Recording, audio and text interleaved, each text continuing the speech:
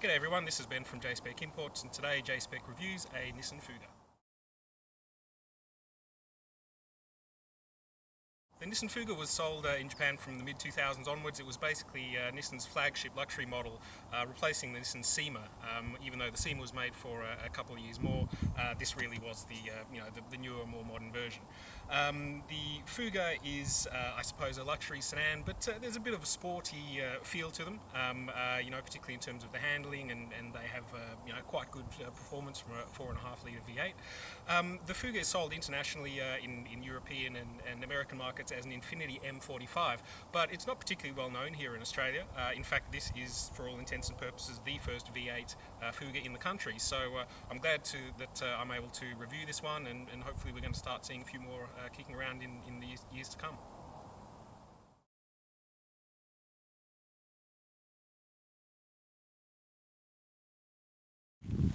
Although this car has been debadged, this is actually a 4.5 litre V8 version. The Fugas also come in a 2.5 litre V6. They're a bit basic and we can't import those, so I'm not really going to talk about those too much. There's also a 3.5 litre V6 version. I'll talk about all of those a bit more when I take it for a test drive. To me, these crystal taillights have always been an iconic part of a Nissan Fuga. When I used to live in Japan, I'd always see them kicking around with these, and that always stuck in my head.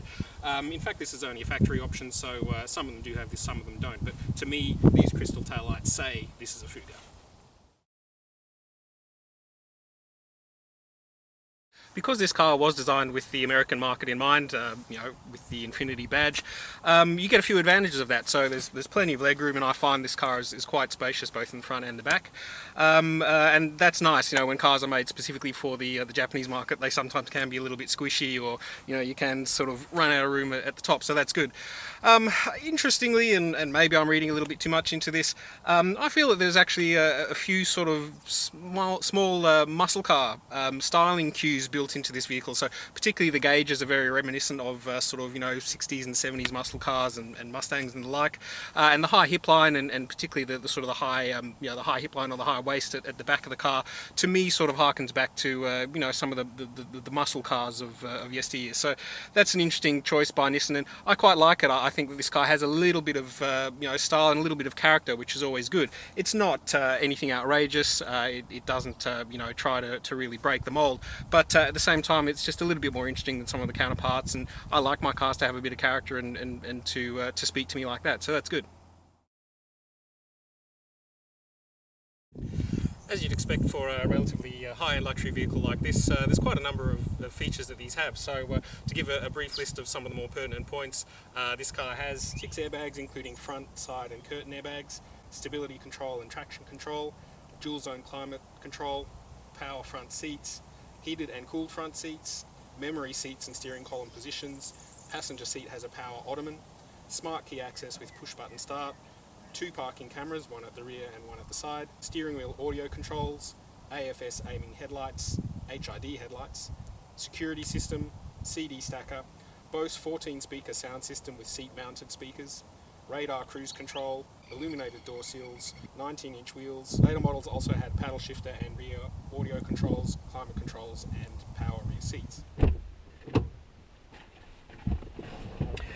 When you first get into a Fuga, the first thing you'll notice obviously is smart key access, which I'm always a big fan of. And you get in, and the first thing I find is like, why is the steering wheel so far forwards? Why is the seat so far back? That of course is just because the memory options are set like that. So as soon as I start the car up, then the steering column will come forwards and the seat moves to where it needs to be. As I mentioned before, I quite like some of the styling choices. I really like these gauges with the little glowing rings around them. And Nissan made a few interesting styling choices. Just the door handles are a little bit interesting or a little bit different, and I quite like this space here at the front. It makes it feel quite roomy, just having this little bit indent and inset in front of the screen.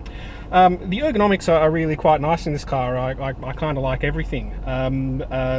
if I have a few criticisms, these are pretty minor, really. You know, when I like a car, I know I'm doing a review, so I'm trying to think of things that are negative points about it. So this is kind of nitpicking here because it is a pretty good car. But some of the ergonomics, there's just a few little things that are slightly off. So in this area, there's quite a few buttons here. So you know, I've only driven this car for a short time, but I just, you know, I noticed that I had to look over to find what I was doing. I'm sure over time I'll just, you know, become a bit more reflexive and I won't have to pay so much attention. One of the things I do find a little bit weird, you've got the screen at the front here, and then when you want to select the second camera, of course you would think, well, my eyes are here, so why not put the button there? But for some reason the button is down here, so you know, to change the other camera I have to press that button. And then also a little bit strangely, then if I want to turn that off, you think, oh well, if I press the button again it'll just go back, but no, I've actually got to, you know, manually select which screen mode I want to be in. Likewise, the memory seat controls are way down here. You know, when the door is closed, they're a little bit hard to find for the memory options. But otherwise, it's all pretty good. They use nice materials and you know, nice color schemes and everything like that. So I find it fairly hard to fault from an ergonomics point of view. I quite like the heated and cooled seats. I've been using that quite a bit today. And overall, the interior is quite a pleasant place. All right, so let's go for a drive. So I'm a bit warm, so I'm going to turn on my cooled seats here and turn that down. Okay, well, let's start with the engine. 245 kilowatt V8. Yep, I certainly believe that. That's quite nice. The red line is nearly 7,000 RPM, so it's sort of more you know, a sophisticated European high revving V8 as opposed to a slightly more agricultural American one. It sounds nice at high RPM and it's, you know, fairly responsive, so that's great. Gearbox is pretty good. This is the same 5-speed that Nissan have had in quite a number of cars. As I said before, there is also a 3.5 litre V6 version. I haven't actually driven one of those in a Fuga, but I'm pretty familiar with that engine. That VQ35 DE has been in quite a number of cars. It's, for all intents and purposes, a V35 Series 2 spec engine, so 208 kilowatts. Traction control kicking in. 208 kilowatts, and you know, that's not a bad engine, but if you want the power, obviously the 245 kilowatt V8 is the one to go for. The advantage, I suppose, to the 3.5 litres is they are a little bit cheaper, and they get slightly better fuel economy. The V8s tend to have more of the high-end luxury features though, so which one is right for you is obviously going to vary a little bit depending on what's important.